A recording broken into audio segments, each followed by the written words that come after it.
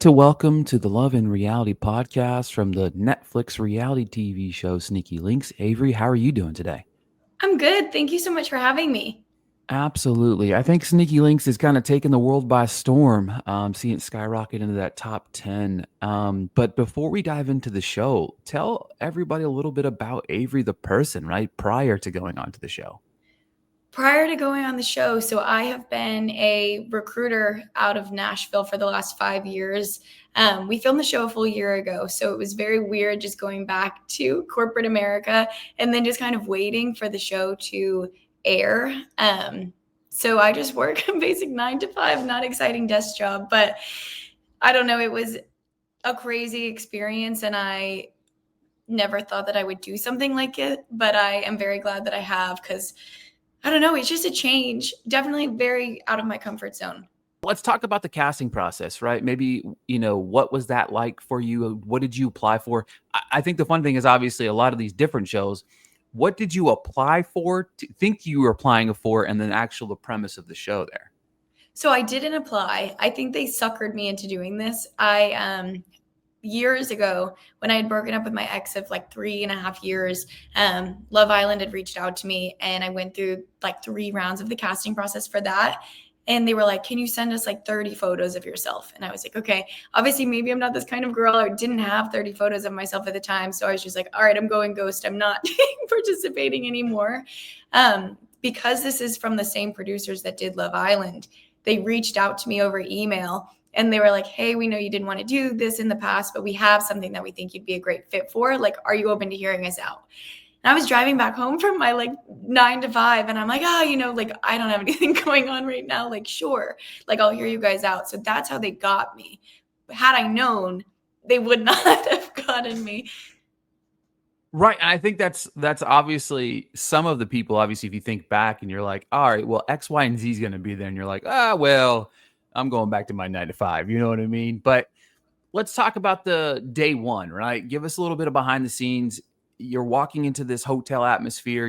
You're introducing yourself to people. What was that like? What was the atmosphere like for yourself? The atmosphere was so strange, like walking in. Obviously, I think new shows, they're just kind of like figuring it out as we go. So it felt very unstructured. I walked in and there was just like a big circle of people. And Angelique was talking so much. I was like, is she the host? Like, I had no idea what was going on. And they didn't even like introduce the concept of the show probably for like 45 minutes of us like standing there just kind of talking to each other. So I had it was just like I thought I knew what was going on and then didn't know what was going on and then thought I knew again and then didn't know what was going on. So I was definitely very, very anxious, I think, the whole time. And of course, like you you 100. Okay, so the biggest, like, the concept online, obviously, with this being a new reality TV show, and me have covering reality for so long, when you have a new show, there is that mass confusion of making sure that, all right, let's get everything together. So the first question that I've seen pop up everywhere is, A, they knew their ex was going to be there, and B, it's scripted. So A, did you know your sneaky link? Sorry, my bad. Your sneaky link was going to be there, and B, was any aspect of it, did you feel like was like scripted by any means? I had a general idea just because I feel like Nashville is so small and like people are like, oh, this person is leaving for a month. Like, what could they be doing? So I was like, in the back of my mind, I was like, maybe. But Colt and I never really were in like an actual relationship. Like, it had happened so long prior that I like it wouldn't have mattered to me either way. Like, I was genuinely happy to see him. And I was like, oh, I have like someone here that like knows me and like can kind of have my back. So I thought. But I didn't really know fully. And then as far as just scripted, they can't make you realistically say anything that you don't want to say.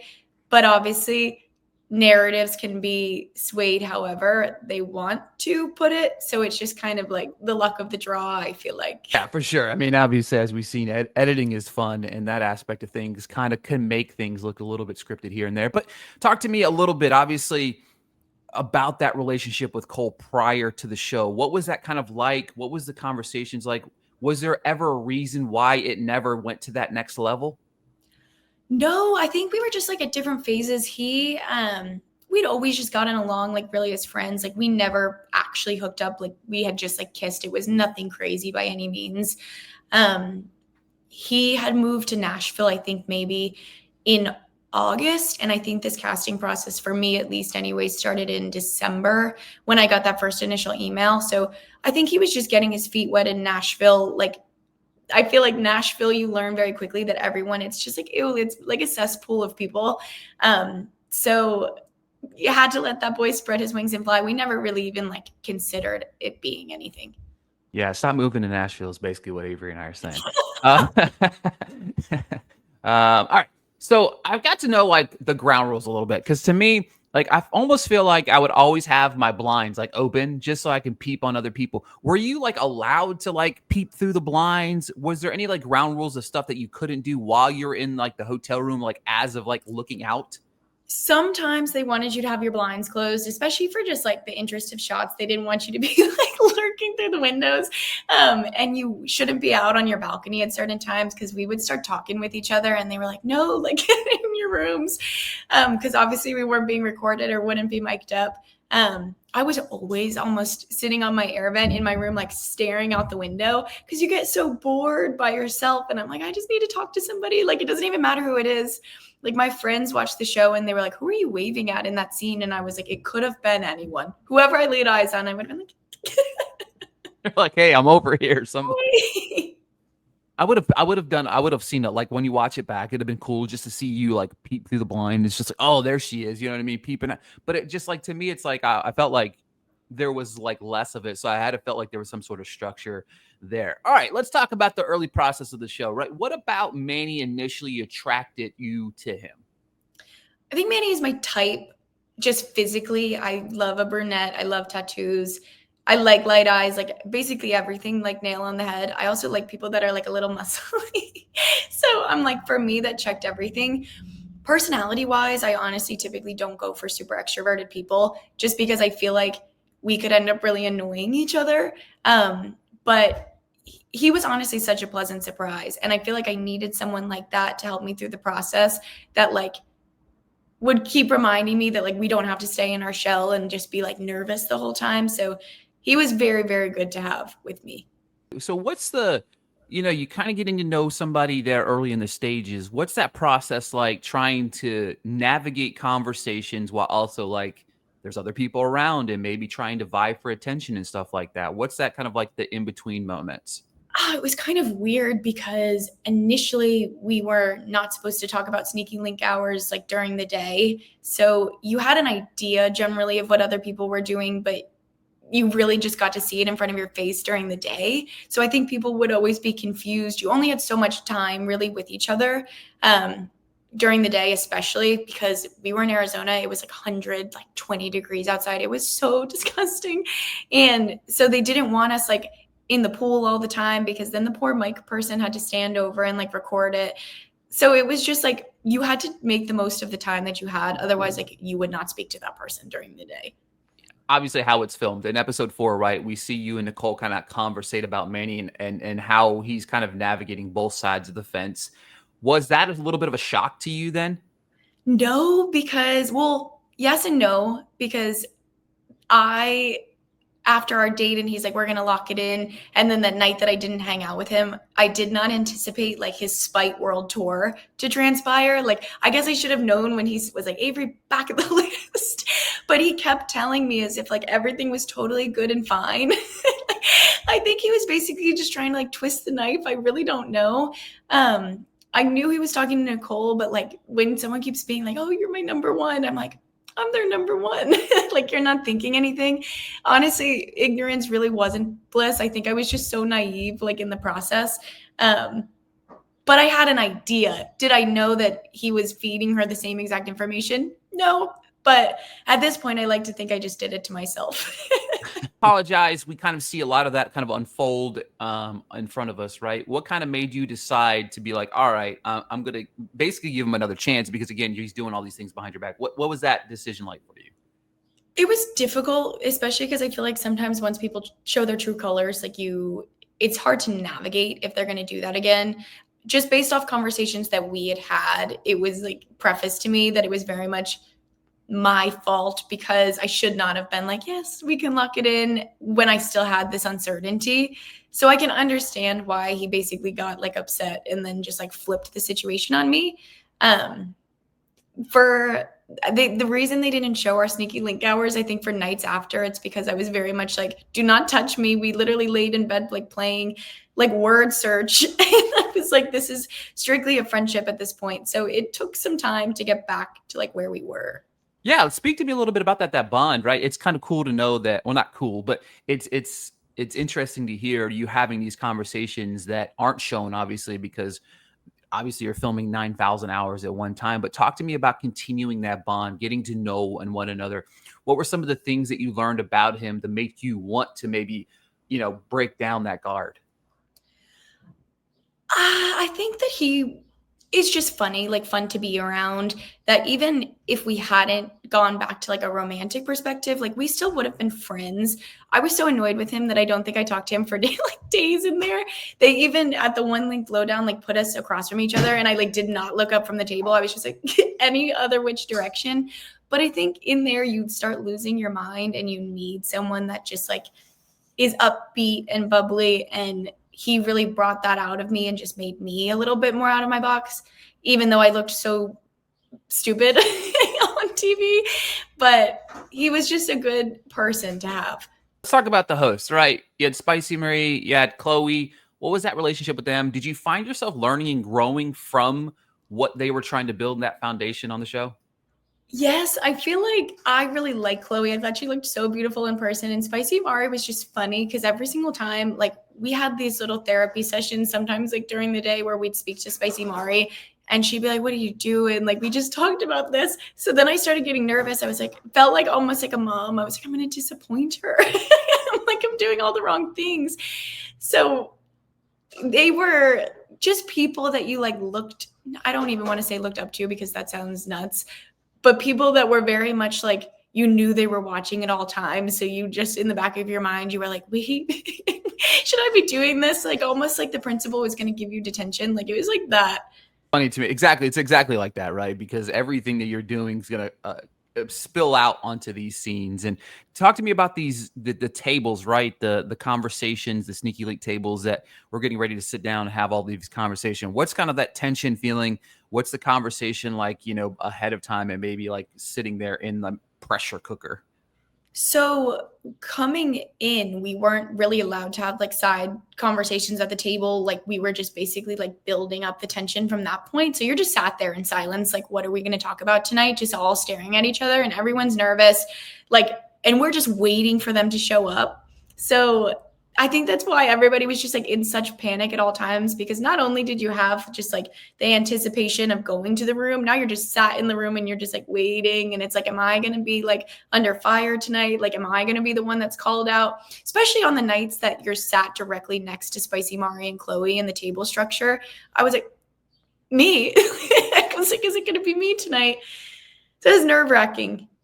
Yeah, I'm sure, especially knowing that, hey, you guys kind of sitting there, it's kind of sitting on your hands and it's like, don't talk to nobody. And then you're like, all right, then you're probably replaying everything you did the night before, or maybe even the night before, right? To kind of prepare yourself. Like, what did I do that could potentially be brought up tonight, right?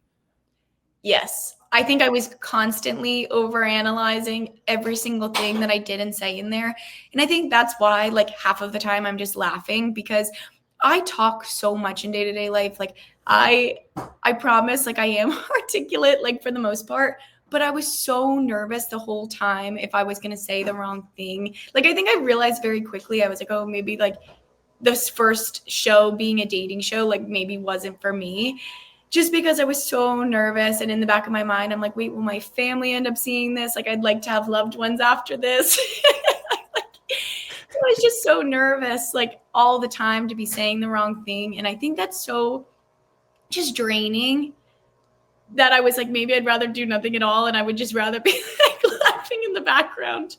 Yeah, it's definitely different, right? Because like on a competition show, you're competing, right? What's the worst that you really, even if you find somebody like showmance, you know what I mean? It's but at least you're there for the competition aspect. This is just like full blown, like my whole entire love life feelings and everything are kind of out for the world to see.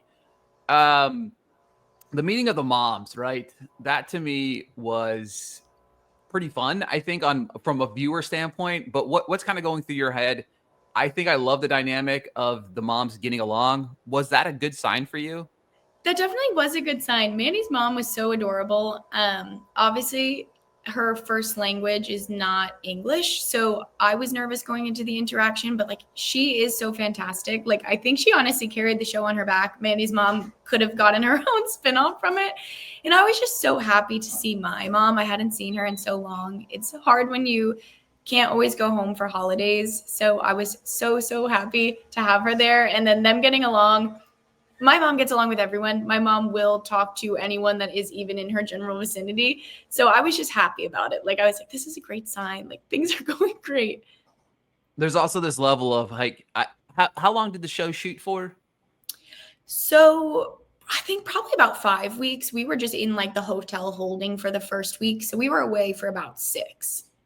So yeah, so I mean, obviously, in between that, because obviously this is towards the end of the show, it's probably nice to see a familiar face as well, right? So nice. Well, how they pitched everything. Obviously at Link Lowdown, they're like, oh, there's going to be open vacancies. Like we are going to fill them with familiar faces. And all of us were thinking exes. We were like, wait a minute, don't, don't do this, because that would be outward sabotage. We were like half looking forward to it because it's like, oh, this is the best person to ask what kind of person that you are. So then I was so nervous, like waiting to see who it was going to be, that I was like wiping the sweat off of my hands onto Manny's shirt. It's probably how I should have known he was the one from there, because that's so disgusting. But it was so nice that it was my mom, because I was just like, oh, she loves me unconditionally. Oh man, I don't know. I think we might be on to something here. Be like, hey, here's your new person meeting your ex of like 4 years. Why did you guys break? Having that conversation, that would have been like the pressure cooker. He would be like, thanks for taking her off my hands. Right, exactly. Oh, that's funny. All right, let's talk about the finale, right? Deciding to go to the lobby. Was there any part of you that was nervous he wouldn't show up? And what were your thoughts going into that moment? I was definitely nervous since we didn't get the opportunity to talk about at all what we were thinking. So in any, like, people change their mind up to the very last minute, no matter what the reason. Like distance is a factor. I mean, you talk to different people on the show and it's just like, is this going to be a long-term thing? I went back and forth because I don't like putting myself out there for people and then just like having the opportunity for rejection. I don't think anybody really does. So I was like, what if he doesn't show and I do? But ultimately I was just like, this will probably be the best thing. And even if he doesn't come, like, what do I really have to lose? Like, I'll be okay. It's not the end of the world. Yeah, that's one of the things that when I'm watching, I'm like, there was people that showed up. I'm like, you showed up? And then like they didn't show up. I'm like, wait, they didn't show. I'm very confused on what's going on. I think, Brandon was like, how do I really come out strong on the right? Exactly. I'm like, what is Brandon doing here? Like, what are you doing, man? like, come on, man. Have you ever seen that clip that's like, I think you're just here for the zip line? Like, I think that was Brandon. Exactly. Because I mean, even when he showed up, like both Chloe and Spicy Mary, they were like, what is happening? Like they were shocked. You know what I mean? All right. So I got $1 million question here. What can you tell us about the status of you and Manny? I will post an update this week. I think it will be very different from what people are expecting. In either a good or bad way, to be honest, but everything is in a good place. Perfect. What has it been like watching it back and maybe seeing moments you didn't see? It's been weird. It's been like tugging my heart in both ways, because you have to relive. I'm saying like you're basically watching relive trauma. Like usually if something happens to you in real life, maybe you'll like think about it before you go to bed every single night for the next 10 years. But like this one, you actually have to see it unfold. So it's been difficult because I'm trying to separate emotions of being like, this was a year ago. Like, let's not be upset about, these are people you just met. They do not owe you any loyalty. Even if you feel like you're getting to know them on a day-to-day basis, like they're not going to have your back in the same way of someone that's been your friend for years.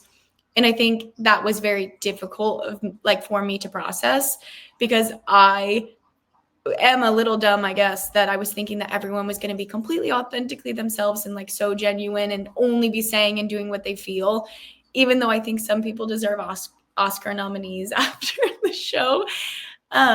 But it's been hard, especially since some of these people you've been forming relationships now for like the last year. And then it's like, oh, I saw you say that about me on TV. Like that hurt my feelings. Like I talked to Nicole yesterday and I was like, oh, you call me stupid on TV. I was like, it's kind of rude. Yeah, it's really where everything comes out, right? Because you're filming so much. And with this show, especially, like there's a lot of the elements of the show, like you're in this hotel room, right? You know what I mean? You don't know a lot about what's going on at night with the people calling other sneaky leaks. You might get a little brief knowledge of it at these roundtables, but you really don't know what's being said until everything comes to fruition, right?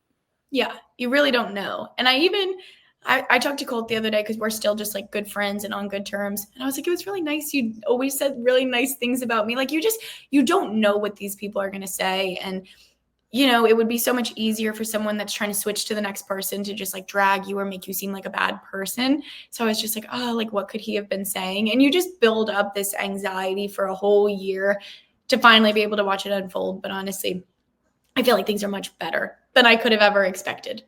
What reality TV show would you want to go on next? I would love to do something that maybe doesn't have me kissing people on television and embarrassing myself. I think the challenge, or like I loved Battle Camp on Netflix, something like that would be so cool because you could just like make friends and like have a good time. And I played sports my whole life, so like I would just love to do something with that side rather than just like only fully the romantic. Yeah, I love the introduction of Battle Camp to this universe just based on it gives, look, don't get me wrong. We all love the love shows more than anybody, but like we need some competition. I love that they're turning this into like the challenge like universe, but I would definitely love to see you on Battle Camp. But all right, for audiences, what's next for Avery? I don't know. I guess just seeing how it goes from here, really. We're doing a big trip, everybody in Austin next week. So I think it will be very interesting getting people all under one roof again and seeing how it goes, especially without the cameras. But I think it'd be cool to do a show or something like Battle Camp in the future. Other than that, I'm definitely not quitting my day job. Like I'm just going to see kind of how things pan out, but I'm excited to see like what the future looks like.